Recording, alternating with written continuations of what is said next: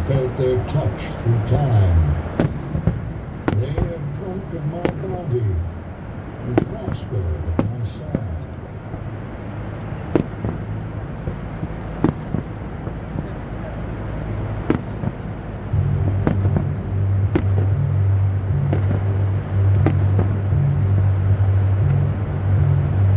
Some were tool users, a people whose skills were unique among any creatures I have ever seen.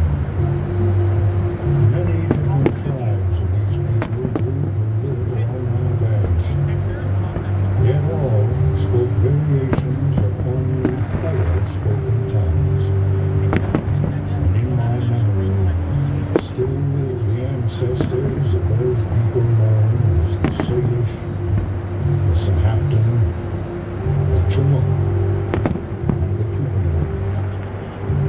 These were the first men and women to battle the elements and live their lives by my side.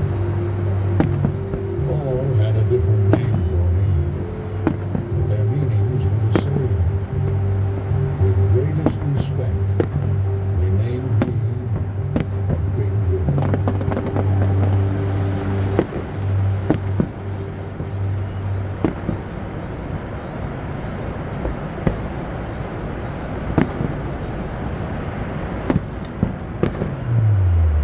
But time, as many poets have penned, must indeed flow onward, and so it came to be that I was named again. Nearly 200 years ago, a bold Captain Robert Gray became the first white man to enter the fierce tidal waters where I confront the Pacific. Seeking to conquer me, he challenged my might and sailed slowly upstream. But in the end, it was he who was conquered.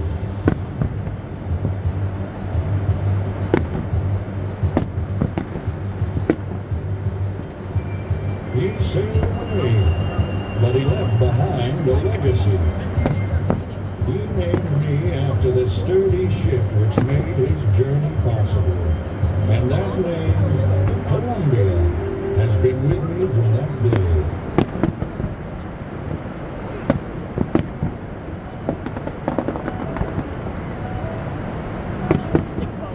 Barely a decade had passed when a daring team of explorers, blazing their way across the nation, encountered thundering rapids.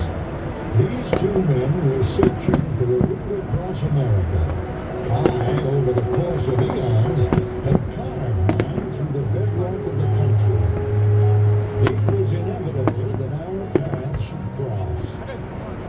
Upon their return east, Lewis and Clark told their story to countrymen who listened with excitement and yearning to descriptions of the vast, fertile lands to the west and the mighty Columbia River.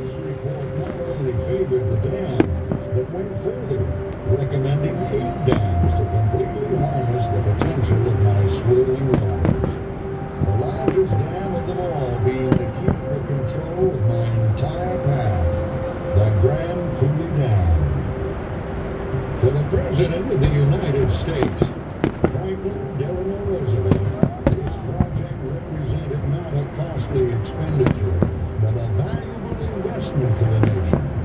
An investment that would not only be capable of paying for itself many times over, but would strengthen this country by strengthening its resources. In the time following the Great Depression, allocating such massive funding was a bold move, and FDR convinced Congress and made the project part of his Public Works Administration project, supplying jobs to the nation's unemployed and helping to put the nation back to work. When the ground was broken on July 16, 1933, it signaled a start to a flow of workers that would soon transform a population of less than 25 to more than 16,000, with over 7,000 men and women working on the dam. In my thousands of centuries of existence, never have I witnessed a more ambitious task. 22 million cubic yards of dirt and rock had to be removed. Miles of holes were drilled into the bedrock to test for fissures. Tons of concrete were pumped into the fissures under 600 pounds of pressure, readying the bedrock for 12 million cubic yards of concrete. A refrigeration plant had to be installed in order to freeze an entire cliff face and put an end to its landslides. My natural course had to be diverted, and the granite riverbed beneath hand-polished in order to prepare it for the massive amount of concrete to follow. One block at a time, concrete was poured, and the dam began to grow. Soon my waters were backing up behind the dam. As a new lake began to form, surveyors marked out a line 1,290 feet above sea level. Everything below would be submerged in my icy chill. Now rising in stark contrast to the grand scope and vision of the project's benefits, came the hard realities of the trade-offs for such aspiring dreams. 11 towns were abandoned and moved. A once thriving salmon run was reduced, and many Native American tribal fishing sites disappeared. American Indians gathered for a ceremony of tears when their tribal fishing grounds at Kettle Falls was overrun. Measures were taken to make up for the loss. Salmon runs were transplanted to downriver tributaries. Fish ladders and lifts were installed where possible, and hatcheries were created to stock newly formed lakes. But the message was clear. No change in the land could be without a change in the lives of those who inhabited the land, both man and animal. Painful were these trade-offs, but the benefits of this single project soon were to serve the entire country. 8 years after it was begun, the largest concrete structure in the world backed water nearly 150 miles to the Canadian border. The Grand Coulee Dam had been completed. Very soon afterwards, Chief Jim James of the San Poil Band pushed a button delivering the first hydroelectric energy from the dam to the Colville Confederated Tribes Reservation. I was now the driving force behind the largest hydroelectric plant in the world. Electricity, hydroelectricity, non-polluting, inexpensive production of electric power from water. It may sound like a difficult concept for a river, but I understand all that involves me. Allow me to explain. The process begins with water and the certainty that it will always flow downhill. Water flowing toward its distant destination is drained down an inlet tube called a penstock and into a turbine. The great force of water rushing into this confined space pushes against blades which in turn rotate a shaft and a powerful electromagnet called a rotor. This rapidly moving rotor spins within a stationary ring of copper, thereby causing the electrons in the copper to flow, creating electricity. The water is then discharged and it continues along its peaceful path to the ocean.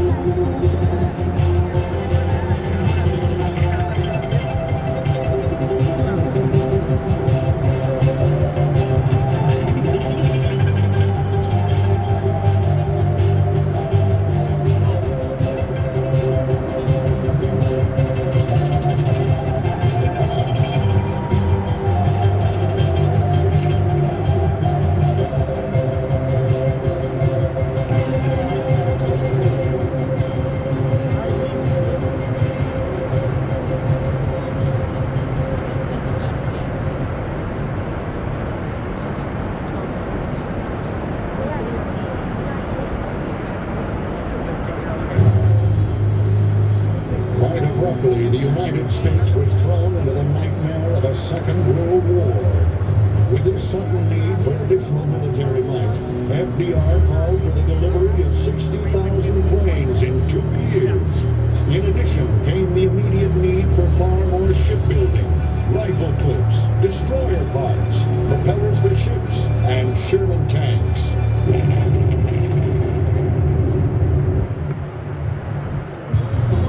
This incredible need for increased war industry brought with it, in turn, a need for incredible amounts of electricity.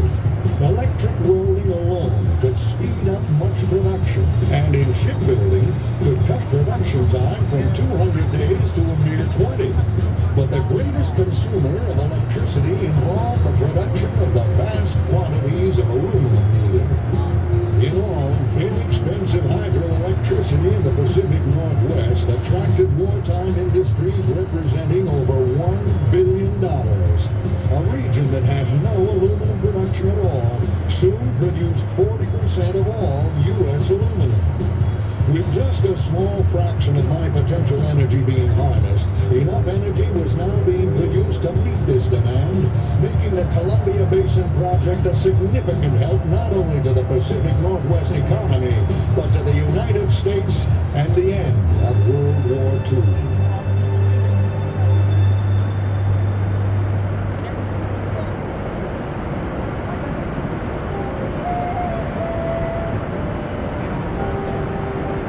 With the Allied victory, the time now arose to focus on the original dream, the delivery of a steady supply of life-giving waters to over 1 million acres of parched and arid land. Construction began on a pumping plant to lift these waters 280 feet up and over the canyon wall. This water would fill a tremendous reservoir now known as Banks Lake, and from there feed thousands of miles of canals and drains to ultimately feed the land. As the population of the Pacific Northwest has grown, Grand Coulee Dam has expanded to serve. Extensions of major canals and lateral systems has kept the irrigation of more lands proceeding. Pump generators were installed to take advantage of low demand periods. Extra water is pumped up to be used later to generate electricity during peak demands. And the demolition of part of the east end of the dam made way for the new third power plant, nearly tripling the power output of Grand Coulee.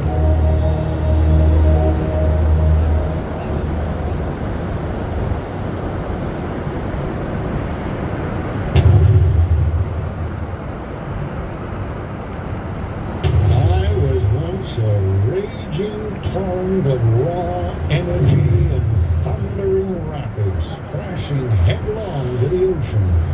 My potential energy spent carving the land in my blind race to the sea. Now my power is harnessed, and I am part of an efficient system that serves the people of the land. At Grand Coulee Dam alone, my waters can generate a staggering 6.5 million kilowatts, the equivalent energy of over 8.7 million horsepower. This electricity not only provides a large share of the power needs for the entire Pacific Northwest, it generates revenue to pay for the dam and help to fund the irrigation development in the region. In addition to harnessing my power, mankind has bridled my terrible capacity for destruction. Where before, uncontrollable forces of nature could lead to a devastating flood, now the Grand Coulee Dam, with the enormous capacity of Lake Roosevelt, has sufficient space to help control these wild flows.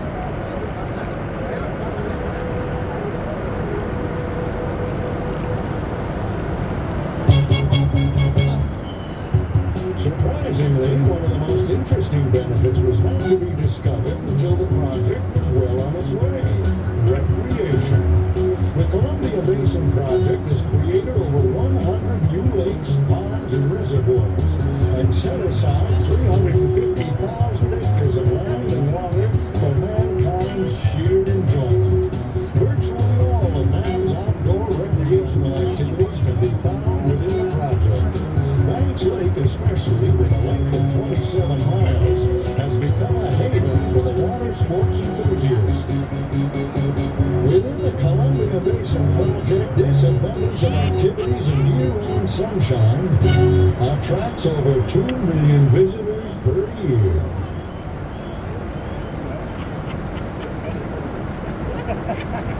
But the benefit that was the driving force behind this project has transformed a virtual desert into one of the world's most productive agricultural areas. Less than 3% of my waters are diverted, and yet this water provides nearly 2,000 farms with a life-giving moisture to produce over $300 million worth of crops annually. You have done what I could not accomplish alone. Through your engineering skills, you have diverted part of my course and spread my waters over the land. You have created the missing link in the cycle of life, the rainfall nature could not provide. You have irrigated the land. You have made the desert bloom.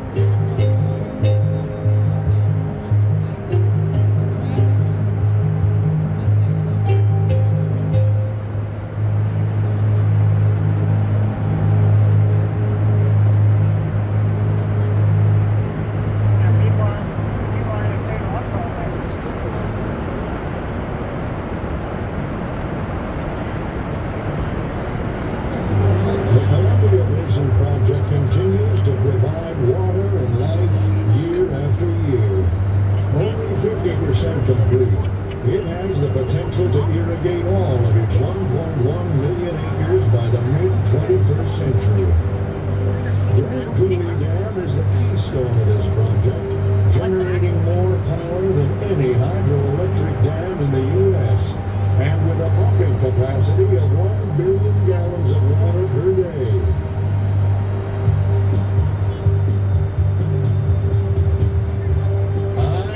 Columbia River, though only the third longest river in the United States, and the mightiest, with the steepest drop per mile of any American river.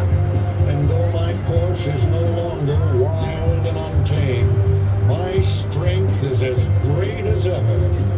Through the harnessing of my power and the power of many other rivers, the United States remains a world leader in water resource development. FDR once sent this message to Congress. Man and nature must work hand in hand. Think of our land land and water and human resources as life-giving assets to be administered by wise provision for future days. At a visit to the construction of Grand Coulee Dam, he concluded, "I leave here today with a feeling that this work is well undertaken, that we are going ahead with a useful project, and that we are going to see it through for the benefit of our country."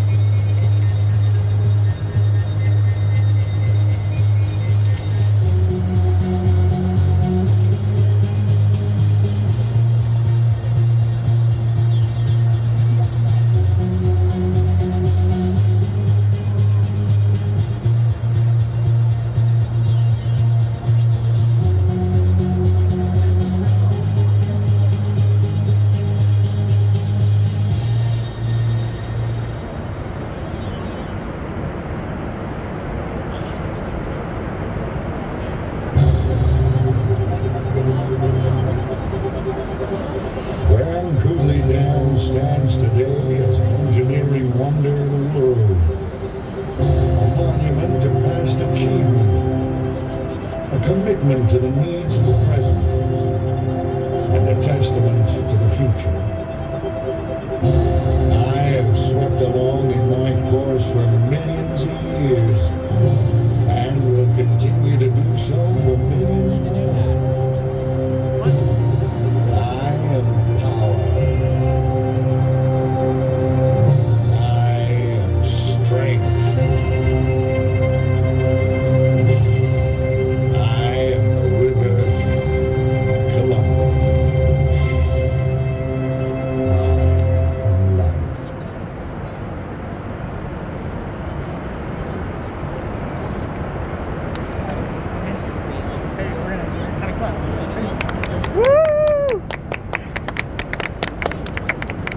I'm joining. I'm standing. I'm joining. Yeah.